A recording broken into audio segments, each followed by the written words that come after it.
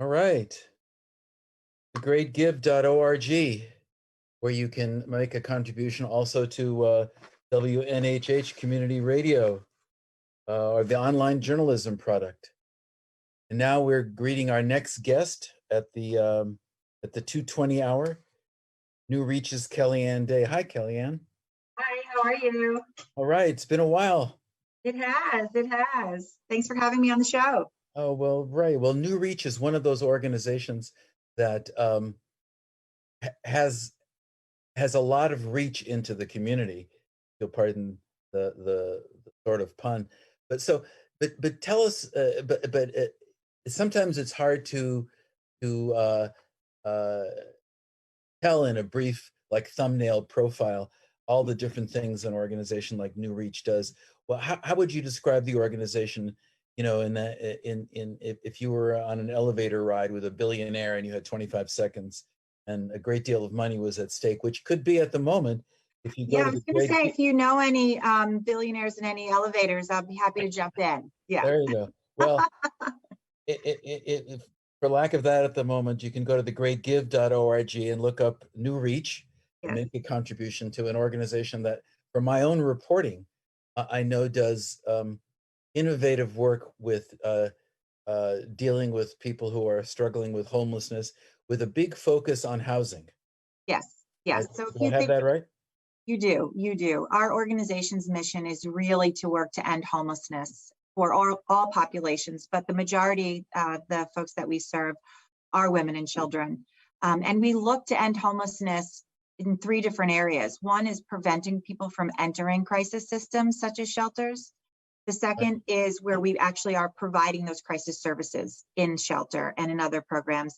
And the third is stabilizing people in affordable housing. So our reach includes those three different areas. So preventing homelessness, working with homeless folks while they're in that crisis, and then housing, especially for folks who are in need of higher supports, then they're in supportive housing. So that is that's how we do it. And we do it through innovative methods. We are very flexible. We have a strong commitment to quality assurance and to making sure that we are moving as the population moves, as the landscape moves underneath us. So, for example, during COVID, we operated our family shelter 24/7, and we were able to have fewer women and children in there, but we were also able to provide a very valuable service, which was a quarantine site for families, which there was not a quarantine site for families who were homeless, who were looking for shelter. And so we're flexible, we're nimble, we like to be innovative, we like to be entrepreneurial, but at the heart of our work is really stabilizing folks in housing for the long term. So, and I know New Reach owns buildings, apartments around the city. Are those permanent residences for people, or are they transitional? They are. No, we have the apartments that we own throughout Greater New Haven are permanent in nature. We do have a program that is specifically designed for youth exiting homelessness, age 18 to 24. And while that is not time limited, we are working with our youth to say, this is just a stopover for you. This isn't your permanent home. This is a supportive stopover for you, but it does not have a timeline where folks are going to be asked to leave. It's going to depend on the youth and the work that they're doing. Right. Is that the building over in the Hill? Yes. Yes, that's right. Because I think that's the last time I saw you or one of your colleagues make a Yes. presentation to the Mm-hmm. Hill management team. Yes. Management team. I mean, we work very collaboratively with our partners throughout New Haven. I mean, we really want to change the way homelessness and housing insecurity is being handled as a system. We really want to be able to increase stability and supports to prevent people from coming into shelter in crisis, and increase affordable and supportive housing so people can stay. That doesn't mean that shelters are going to go away, but what it means is that those other two areas we really want to increase and build up so that when and if someone becomes homeless, it is brief, and there's a place for them to move out to. It is truly an emergency situation and not a long-term situation, which unfortunately for many, homelessness has been a long-term problem and a recurring problem. You know, children who are homeless are more likely to be homeless as adults. So if we can really build up our system to be stronger on the prevention of homelessness and stronger on the provision of affordable and supportive housing, then shelters will truly be what they were intended to be, which is just a very temporary emergency situation. Yeah. So how are we doing? I remember when I interviewed you in the course of doing the story, because we always, or we, I guess we always had the homeless count. I guess in December of every year in the cold weather, helping to get people off the streets, and there was a focus on dealing, trying to coordinate. What was that? There was an organization with an acronym that now escapes me. That was, what was that? What's the name of the acronym? CEH, the Connecticut Coalition to End Homelessness. Yes, that's right. And the idea was to integrate services and try to make it much more seamless. But wasn't it also focusing on targeting different populations, like veterans homelessness, families homelessness? So give us a sense of how we're doing in those 2 or 3 areas, and what New Reach his role has been in them. Sure. I mean, I can let you know that New Reach's role with our work for preventing eviction, we have a 98% eviction prevention rate in a program that we're working in that allows families to receive social work and legal assistance so that they don't end up being evicted and come into the homeless system. And that work in prevention is really just starting up in our state and really in our country. So there's a lot of work going on statewide, and then there are some smaller programs around the state that are addressing that prevention piece. In terms of shelter, with the CARES Act funding, we have, as a system, not only New Reach, but our partners like Columbus House have been able to really move people very quickly out of shelter during COVID. And so we are unfortunately seeing more folks queuing up to the front door as well, but we're sure that that is COVID related. And that once we can get past this crisis, it may take a few years in the homeless system, but what we know is that we know our interventions work. 73% of our households are moving into housing from shelter. 100% of our supportive housing households continue to remain housed. They're not relapsing back into shelter. And the Great Give is a great example of how the community has a huge impact on making that happen. The state does what they can to support those services, and in times like this, the federal government jumps in with funding. But by and large, nonprofits rely very, very heavily on the private sector to fund that gap where federal and state and local municipalities do not pay the full cost of the services that we're providing. And certainly we are thankful for the private sector and for folks like the Greater New Haven Community Foundation for operating a Great Give and allowing there to be such incredible press and the importance of the work that so many social service providers are doing around Greater New Haven. So we are making progress. But we need that support. I think people don't always, in the case of our families and our children, you're not going to necessarily see our families on the green. They're not the visible homeless, but there are many, many thousands of families in Connecticut that are unstably housed, a few weeks away from homelessness or homeless. Maybe in shelter, they may be in cars, they may be doubled up with friends and families. Right. So, but I was going to ask you a little bit more about the COVID challenge, but I'm supposed to ask you if you've prepared a talent presentation. I have. If you have, all right. I have, yes. All right. Well, Without further ado, here she is. I'm Here not a she very is. good singer, but I'm going to read the lyrics to a Carrie Underwood song that was released in 2009 that always, I think, hits home for me and the work that we do. So, So, ladies and gentlemen, on behalf of New Reach, let's welcome Kellyann Day. a little boy, 6 years old, a little too used to being alone. Another new mom and dad, another school, another house that'll never be a home. When people ask him how he likes this place, he looks up and says with a smile upon his face, "This is my temporary home. It's not where I belong. Windows and rooms that I'm passing through. This is just a stop on the way to where I'm going. I'm not afraid because I know this is my temporary home." Young mom on her own. She needs a little help, got nowhere to go. She's looking for a job, looking for a way out, because a halfway house will never be a home. At night, she whispers to her baby girl, "Someday we'll find a place here in this world. This is our temporary home. It's not where we belong. Windows and rooms that we're passing through.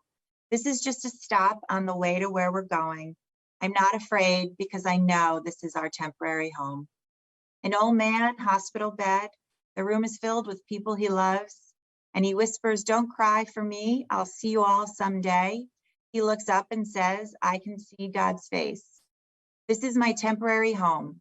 This is not where I belong. Windows and rooms that I'm passing through. This is just a stop on the way to where I'm going. I'm not afraid because I know this is my temporary home." Tell me again the authorship of that. So that's Carrie Underwood, and Uh-huh. that song was released in 2009.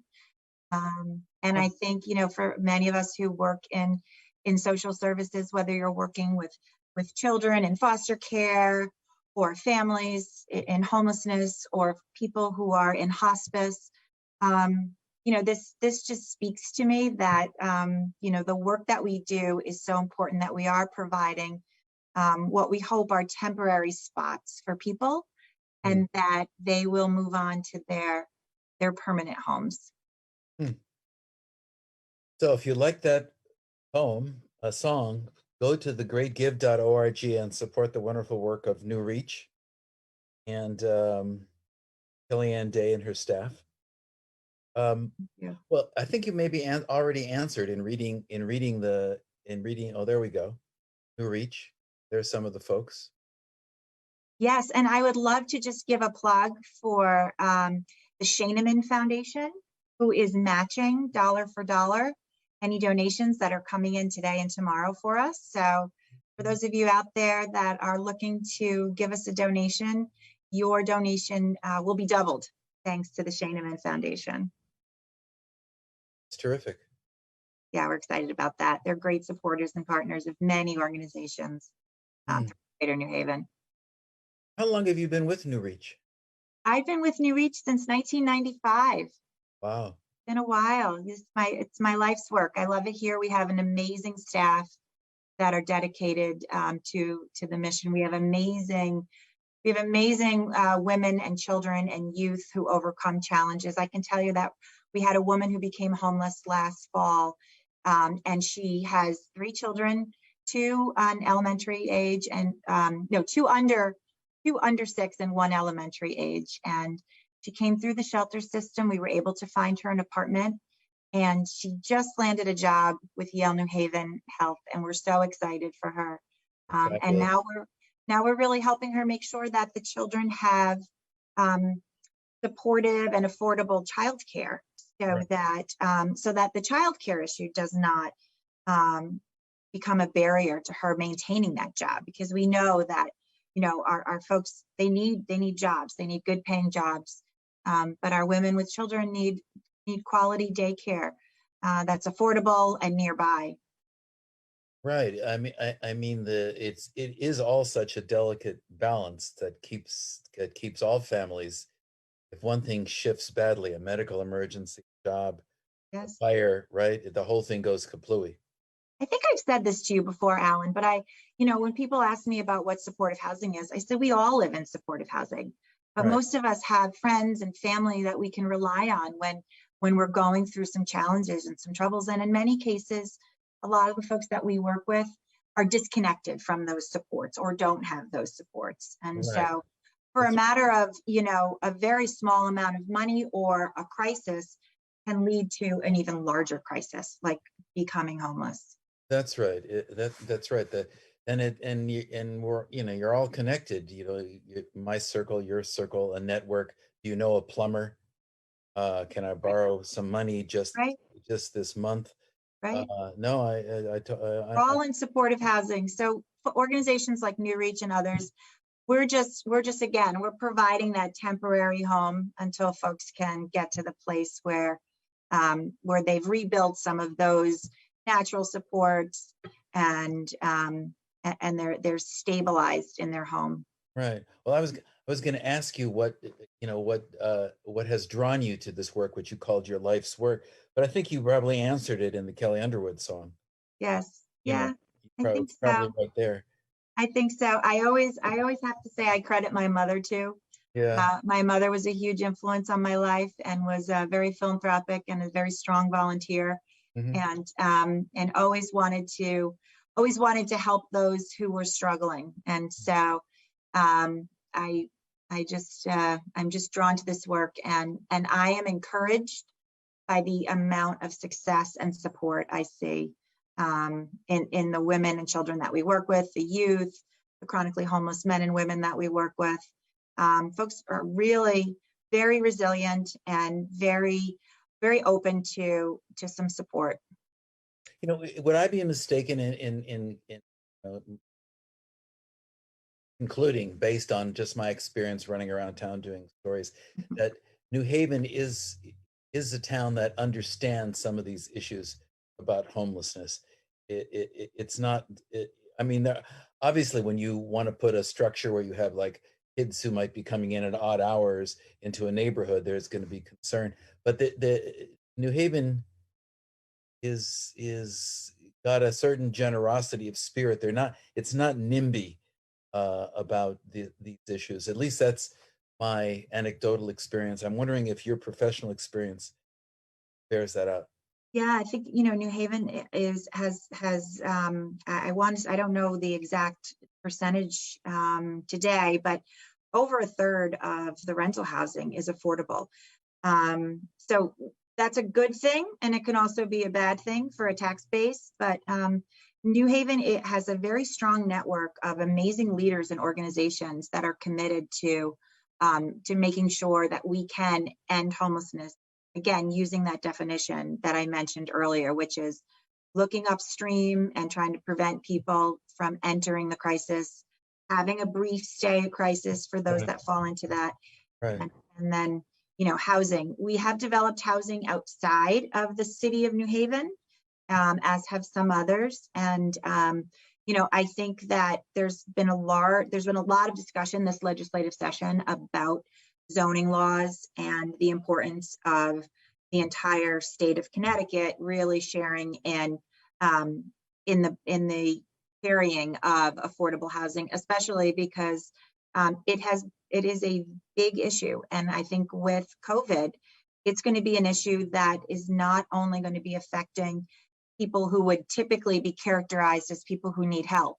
It's going to be affecting a lot of folks who are on the lower scale of the income ladder, and those folks who are losing their jobs or have lost their housing because of COVID or health issues or childcare issues. So, the eviction moratorium is going to be lifted here at some point. Right. But we've already seen evictions have started to increase. And so, folks are behind on rent. They're behind on mortgages. They're behind since last March. And I think this is going to take some time. And I think systems such as the systems we've been able to build in Greater New Haven and in other areas of the state to really support this prevention crisis housing model are going to be able to get people through, but they have to be properly resourced. And they have to be properly resourced through not only federal and state and local dollars, but through the private dollars, such as the Great Give. There you go. So there's New Reach. Um, uh, Thank you, Alan. Thank you, Kellyann. It's always a treat to talk to you. Thank you for continuing to do God's work in such a professional way. Thank you. Okay, thanks for visiting. Take care.